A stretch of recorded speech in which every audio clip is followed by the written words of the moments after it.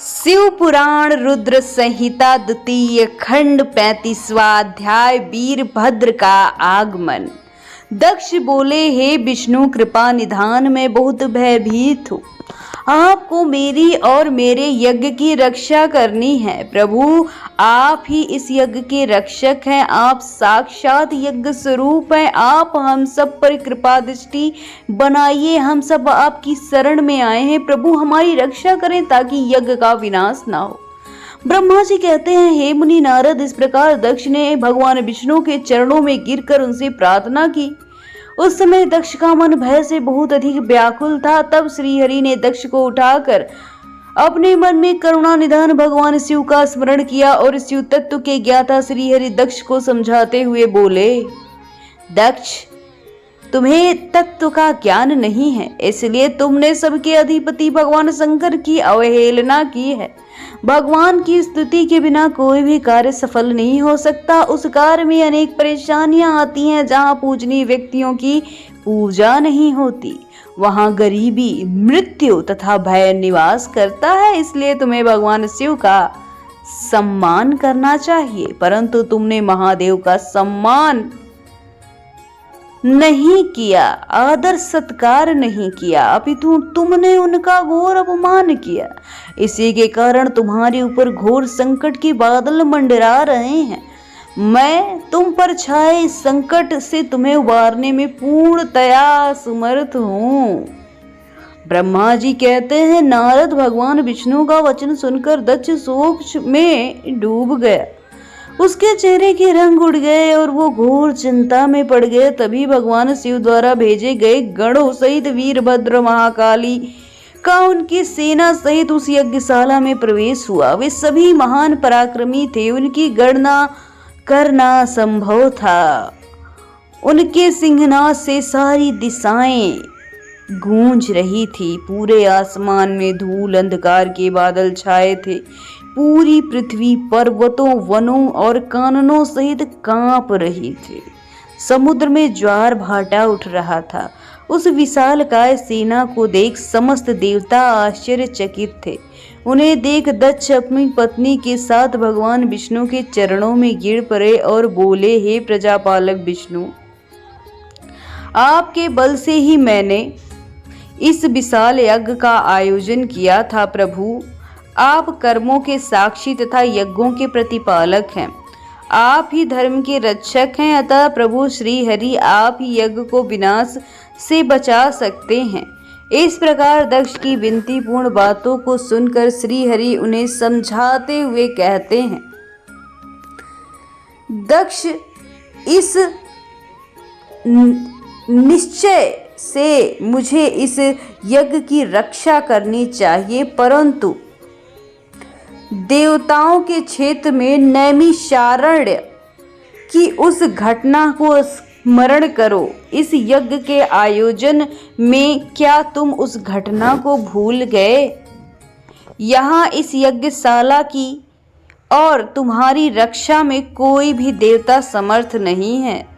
इस समय जब महादेव के गण, उनके सेनापति वीरभद्र तुम्हें भगवान शिव का अपमान करने के लिए दंड देने आए हैं, उस समय कोई मूर्ख ही होगा जो तुम्हारी सहायता के लिए आगे आए। दक्ष, केवल कर्म ही समर्थ नहीं होता, अपितु कर्म करने में जिसके सहयोग की आवश्यकता होती है, उसका भी उतना महत्व होता है। भगवान शिव ही कर्मों के कल्याण की शक्ति देते हैं। जो शांत मन से भक्ति पूर्वक उनकी पूजा अर्चना करता है, महादेव जी उन्हें तत्काल ही उस कर्म का फल देते हैं। जो मनुष्य ईश्वर के अस्तित्व को मानता नहीं, वो नरक का भागी होता है। दक्ष, ये वीरभद्र शंकर के गणों का ऐसा सेनापति है जो शिव जी के शत्रु का तुरंत नाश कर देता है।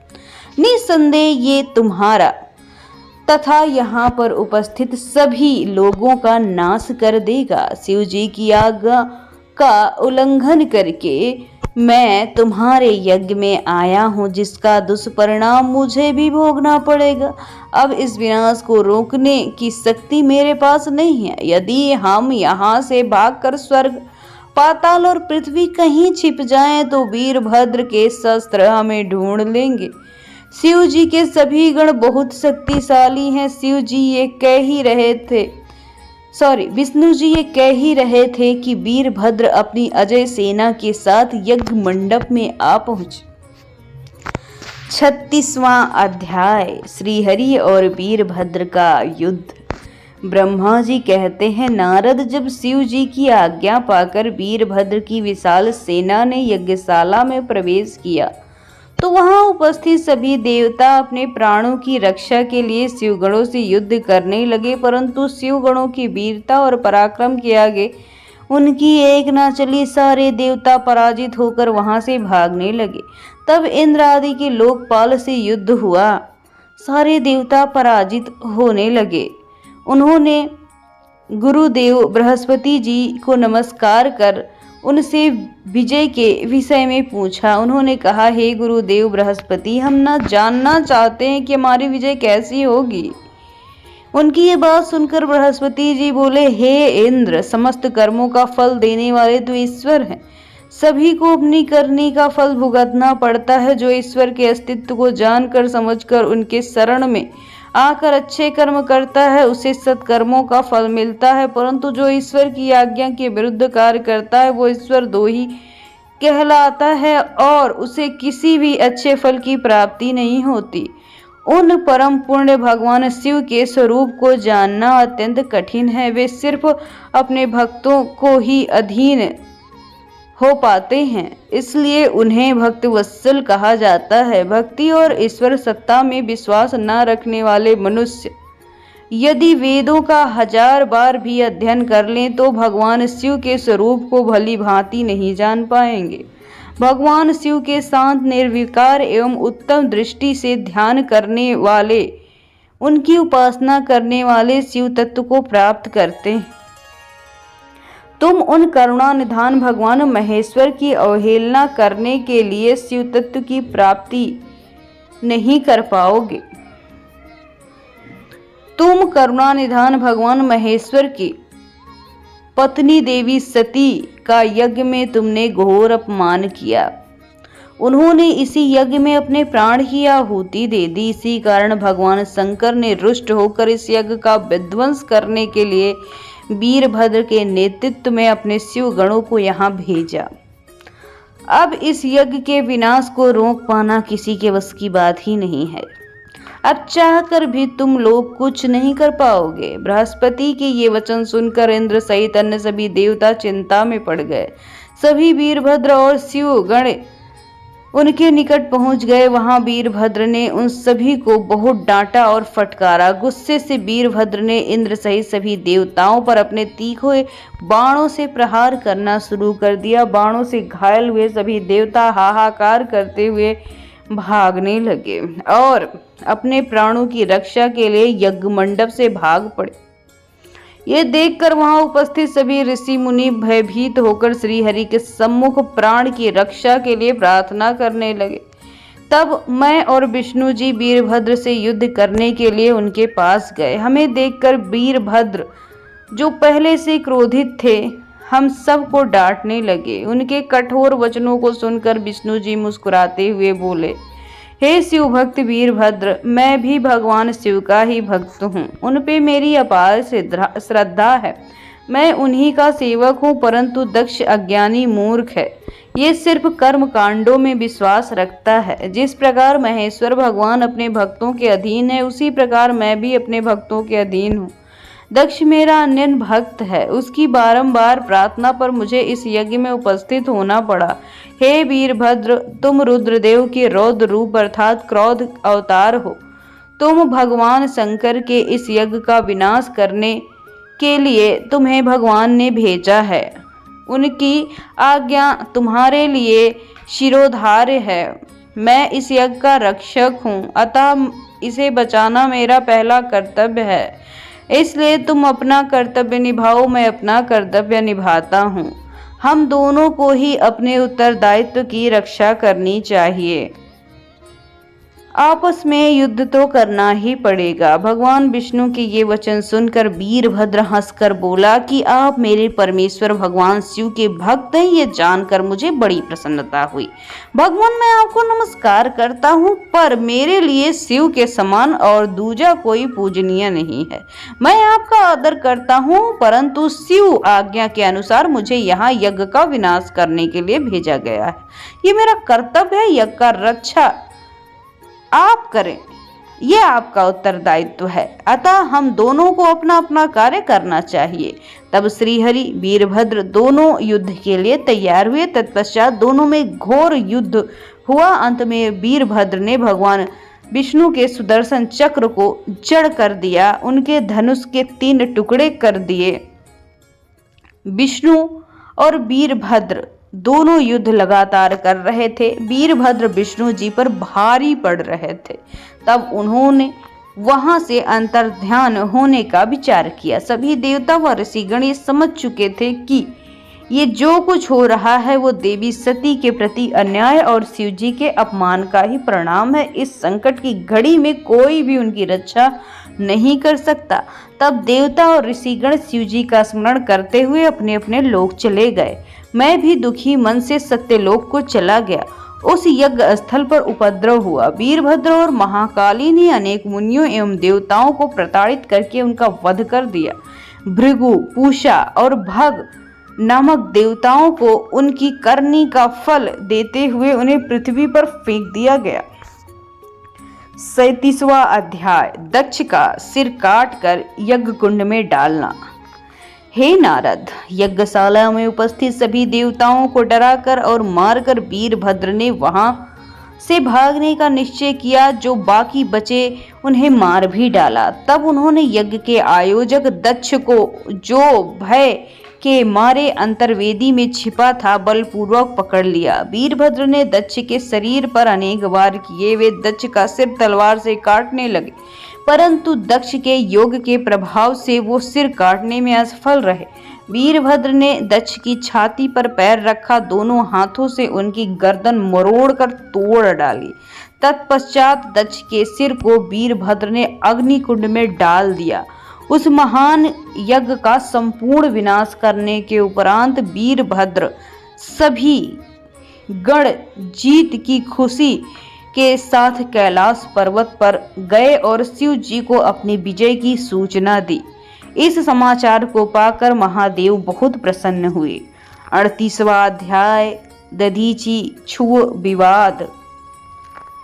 सूत जी कहते हैं, हे महर्षियों, ब्रह्मा जी के द्वारा कही हुई कथा को सुनकर नारद जी अर्थात आप आश्चर्यचकित तो हुए ही होंगे। उन्होंने ब्रह्मा जी से पूछा कि भगवान विष्णु शिव जी को छोड़कर देवताओं के साथ दक्ष के यज्ञ में क्यों चले गए? क्यों वे अद्भुत पराक्रम वाले भगवान शिव को नहीं जानते थे? क्यों श्री हरि ने रुद्रगणों से युद्ध किया? कृपया कर मेरे अंदर उठने वाले इन प्रश्नों के उत्तर देकर मेरी शंकाओं का समाधान कीजिए। ब्रह्मा जी ने नारद जी के प्रश्नों का उत्तर देना प्रारंभ किया। हे मुनि श्रेष्ठ नारद, पूर्व काल में राजा छू की सहायता करने वाले श्री हरि को दधीचि मुनि ने शाप दिया था, इसलिए वे भूल गए थे कि दक्ष के यज्ञ में कैसे उन्हें जाना चाहिए था। प्राचीन काल में दधीचि मुनि ने महातेजस्वी राजा छू के मित्र के होने के साथ उन दोनों के बीच में विवाद खड़ा हो गया। विवाद का कारण मुनि दधीचि का 4 वर्णों ब्राह्मण, क्षत्रिय, वैश्य और शूद्र में ब्राह्मणों को श्रेष्ठ बताना था, परंतु छू जो कि धन वैभव के अभिमान में डूबे थे इस बात से पूर्णतः असहमत थे। छू सभी श्रुति या फिर वर्णों के राजा को ही श्रेष्ठ मानते थे। राजा को सर्वश्रेष्ठ और सर्वदेयमय माना जाता है, ये श्रुति भी कहती है, इसलिए ब्राह्मण से ज्यादा श्रेष्ठ राजा है। हे दधीचि, आप मेरे लिए आदरणीय हैं। राजा छू के कथन को सुनकर दधीचि को क्रोध आ गया। उन्होंने इसे अपना अपमान समझा। छू के सिर पर मुक्के का प्रहार किया। दधीचि ने इस व्यवहार से मद में चूर छू को और अधिक क्रोध आ गया। उन्होंने वज्र से दधीची पर प्रहार कर दिया। वज्र से घायल दधीची मुनि ने पृथ्वी पर गिरते हुए योगी शुक्राचार्य का स्मरण किया।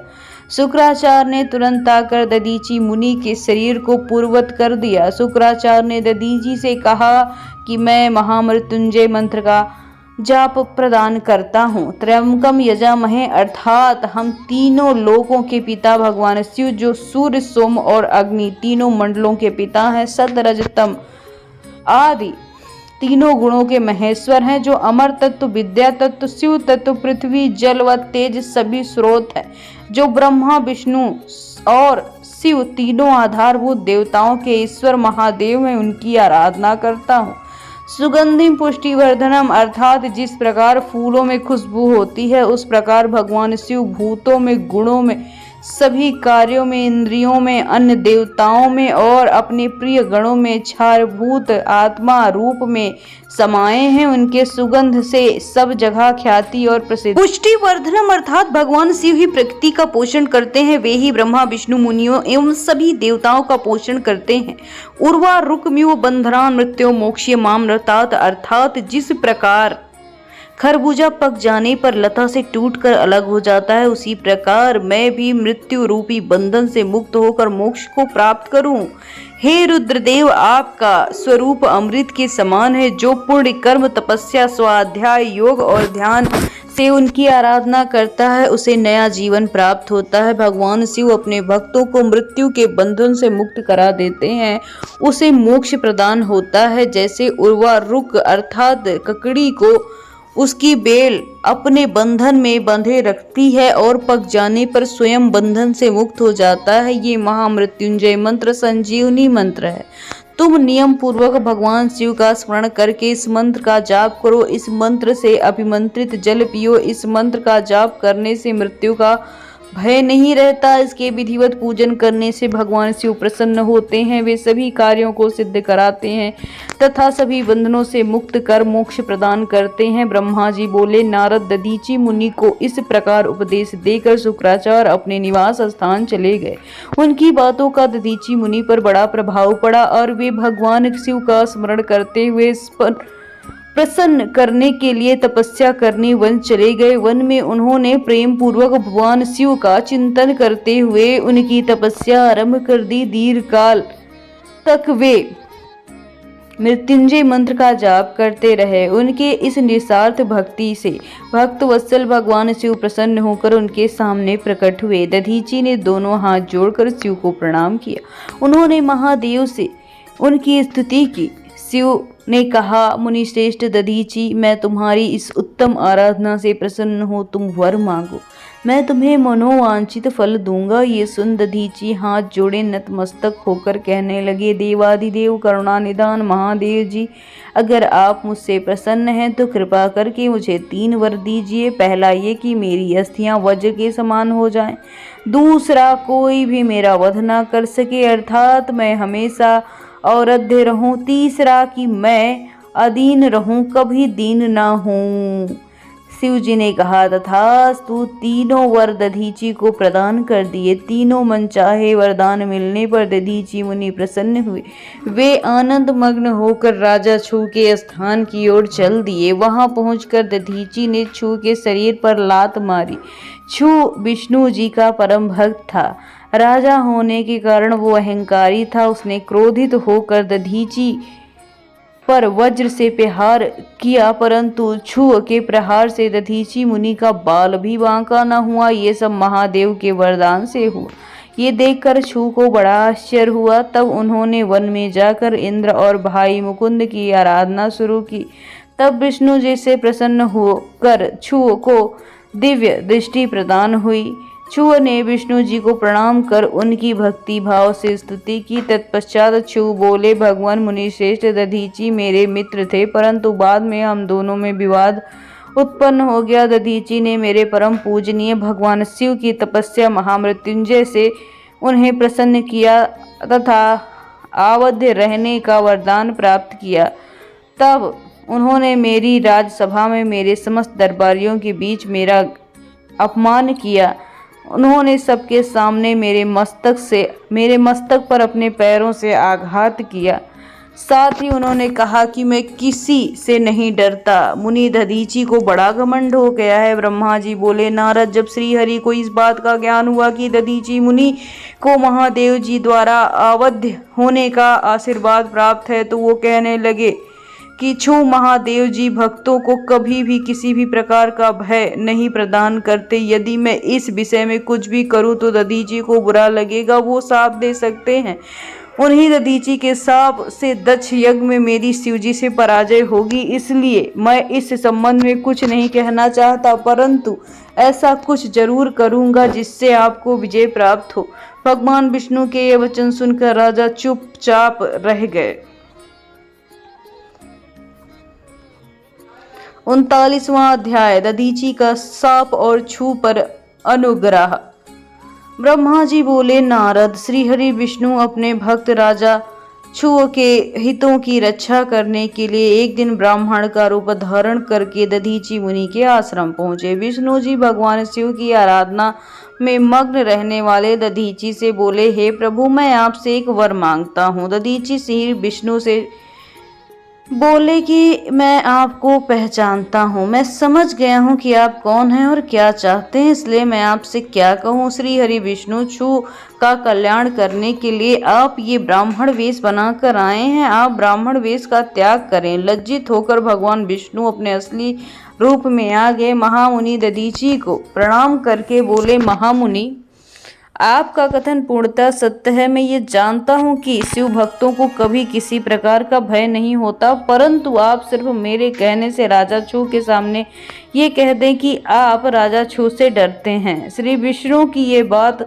सुनकर दधीची हंसने लगे। दधीची हंसते हुए बोले कि भगवान शिव की कृपा से मुझे किसी का कोई भय नहीं है। जब कोई वाकई मुझे डरा नहीं सकता तो मैं झूठ क्यों बोलूं, पाप क्यों करूं। दधीची मुनि के इन वचनों को सुनकर विष्णु को बड़ा क्रोध आ गया। उन्होंने दधीची मुनि को समझाने की कोशिश की। सभी देवताओं ने श्री विष्णु जी का साथ दिया। भगवान विष्णु ने दधीची मुनि को डराने के लिए अनेक गण उत्पन्न किए, परंतु दधीची ने अपने सत से उनको भस्म कर दिया। तब विष्णु जी ने वहां अपनी मूर्ति प्रकट कर दी। ये देखकर दधीची मुनि बोले, श्री हरि, आप अपनी माया को त्याग दीजिए। आप अपने क्रोध और अहंकार का त्याग कर दीजिए।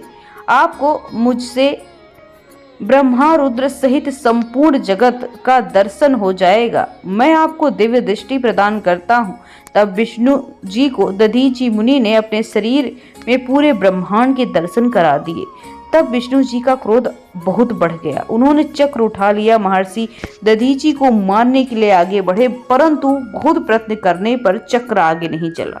ये देखकर दधीची हंसते हुए बोले, हे श्री हरि, आप भगवान शिव द्वारा प्रदान किए गए इस सुदर्शन चक्र से उनके परम प्रिय भक्त को मारना चाहते हैं, तो भला इस चक्र को क्यों वो चलने देंगे। शिव जी द्वारा दिए गए अस्त्र से आप उनके भक्तों का विनाश किसी भी तरह नहीं कर पाएंगे, परंतु फिर भी यदि आप मुझे मारना ही चाहते हैं तो ब्रह्मास्त्र आदि का प्रयोग कर सकते हैं। लेकिन दधीची को साधारण मनुष्य समझकर विष्णु जी ने उन पर अनेक अस्त्र चलाए। तब दधीची मुनि ने धरती से मुट्ठी भर कुसा उठा ली और कुछ मंत्रों के उच्चारण के उपरांत देवताओं के ऊपर उछाल दिया। वे कुसाएं कालाग्नि के रूप में परिवर्तित हो गई, जिसमें देवता द्वारा छोड़े गए सभी अस्त्र शस्त्र जलकर भस्म हो गए। ये देखकर वहां उपस्थित अन्य देवता वहां से भाग खड़े हुए, परंतु श्रीहरि दधीची से युद्ध करते रहे। उन दोनों के बीच भीषण युद्ध हुआ। तब मैं यानी ब्रह्मा राजा छू को साथ लेकर उस स्थान पर गया जहां युद्ध हो रहा था। मैंने भगवान विष्णु से कहा कि आपका ये प्रयास निरर्थक है, क्योंकि आप भगवान शिव के परम भक्त दधीची को हरा नहीं सकते। ये सुनकर विष्णु शांत हो गए। उन्होंने दधीची मुनि को प्रणाम किया। तब राजा छू भी दोनों ओर से हाथ जोड़कर मुनि दधीची को प्रणाम करते हुए उनकी स्तुति करने लगे, उनसे माफी मांगने लगे और कहने लगे, प्रभु आप अपनी कृपा दृष्टि मुझ पर रखिए। ब्रह्मा जी बोले, नारद, इस प्रकार राजा छू द्वारा की गई स्तुति से दधीची को संतोष मिला। उन्होंने राजा छू को क्षमा कर दिया, परंतु विष्णु सहित अन्य देवताओं पर उनका क्रोध कम नहीं हुआ। तब क्रोधाग्नि से क्रोधित मुनि दधीचि ने इंद्र सहित सभी देवताओं और विष्णु जी को भी रुद्र की क्रोध अग्नि में नष्ट होने का शाप दिया। इसके बाद राजा छू ने दधीचि को पुनः नमस्कार कर उनकी आराधना की और वो अपने राज्य की ओर चल दिए। राजा छू के वहां से जाने के पश्चात इंद्र सहित सभी देवतागण ने अपने धाम की ओर प्रस्थान किया। तदोपरांत श्री हरि विष्णु भी वैकुंठ धाम चले गए। तब वहां पर पुण्य स्थान थानेश्वर नामक तीर्थ के रूप में विख्यात हुआ। इस तीर्थ के दर्शन भगवान शिव का स्नेह और कृपा प्राप्त करने के लिए आप जा सकते हैं। हे नारद, इस प्रकार मैं तुम्हें ये पूरी अमृत कथा सुना चुका हूँ। जो मनुष्य छू और दधीचि के विवाह से संबंधित इस प्रसंग को सुनता है वह अब मृत्यु को भी जीत लेता है तथा मरने के बाद सीधे स्वर्ग जाता है। इसका पाठ करने से युद्ध में मृत्यु का भय दूर हो जाता है। विजयश्री वो मनुष्य निश्चित ही होता है।